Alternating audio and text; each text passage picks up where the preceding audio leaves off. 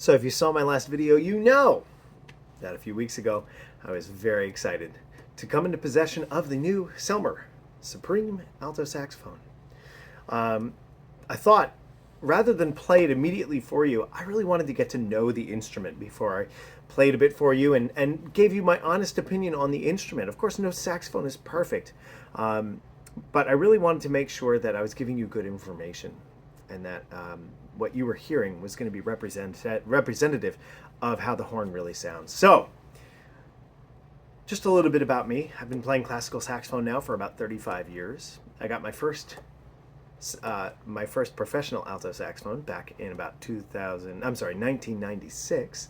That was the Selmer Super Action 80 Series 2 horn, which I still own. It's right over there. And played that for years. And when I decided to go to college for music, it served me very well. And after I got my bachelor's degree in music education and saxophone from Ithaca College, I went out and started teaching and playing a lot of pit orchestra situations, also playing in some concert bands, and that Series 2 served me very well through all of that. As I began my master's program with Paul Cohen here at Montclair State in New Jersey, Paul recommended that perhaps I wanted to look at a Mark VI alto. So I ended up finding a late serial number Mark VI. It was 203,000. So toward the end of the run of the Mark VI. But it's a beautiful horn and played with a beautiful depth of tone and sonority. And that has served me well for over 10 years. Then came along the Supreme. Now, over that time, I did get a chance to play a reference horn and really get to know that, and a Series 3, which were very similar horns. Didn't end up purchasing any of those because I didn't feel like any of them offered enough beyond what the Mark VI did in terms of tone to really be worth it. However, once I laid eyes and laid ears and laid fingers on the Selmer Supreme, my thoughts really changed. As a matter of fact, after playing this horn, I ended up selling my Mark VI. And now this is my principal instrument that I use when I play either jazz, classical, pit music, anything like that. I love the evenness of the tone from top to bottom, the tuning.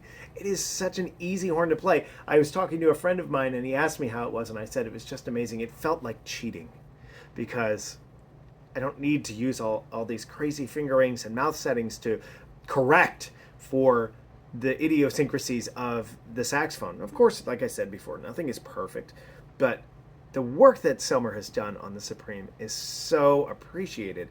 I feel like it's got 95% of that Mark VI tone, and it's light years easier to play. And for me, that makes a big difference. So rather than talk about it anymore, I thought I'd just give you a little tour of the instrument. I'm not going to woodshed for you today with crazy fast stuff because I really want you to hear the tone of the instrument. So anyway, I'll play some arpeggios here from top to bottom. You get to hear some nice sound. If you're curious about my setup, I am playing on the Concept, which is the mouthpiece that comes with the instrument. I'm also using a Silverstein Works ligature and just a regular Blue Box Van Doren 3.5 reed. So at any rate, this is kind of like, this is the mouthpiece that comes with the horn. So this is how Selmer imagined that this horn would be played.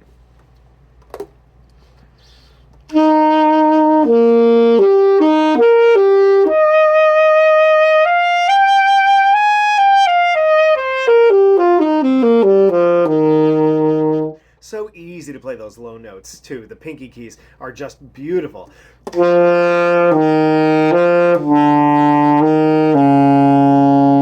It's set up very nicely, but it's just in tune and even, not honky at all for those low notes.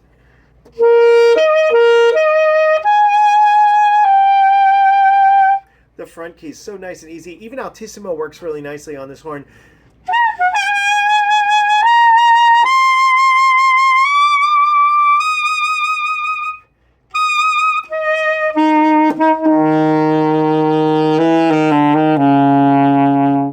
Just a joy to play. So I'm going to play a little excerpt here of some Bach so you can hear it in action.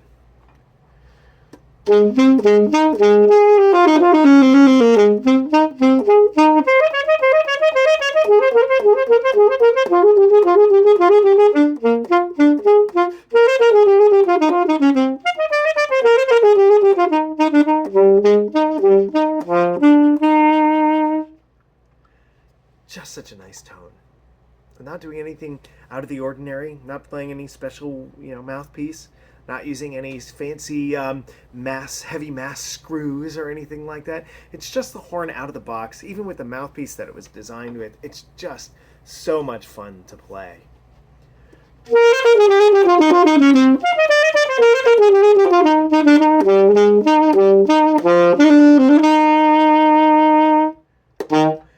Just such fun. So anyway, I hope this gives you a little overview of how the Selmer Supreme sounds in a classical situation.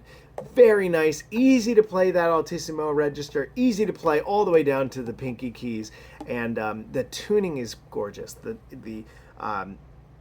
Just the evenness from register to register is just gorgeous. I should let you know, I'm not a Selmer fanboy. I've been a little critical with my friends over the years of some of the things, like, for instance, why did it take Selmer so long to put in an F to F sharp adjustment mechanism here? Yanagasawa's been doing that for years.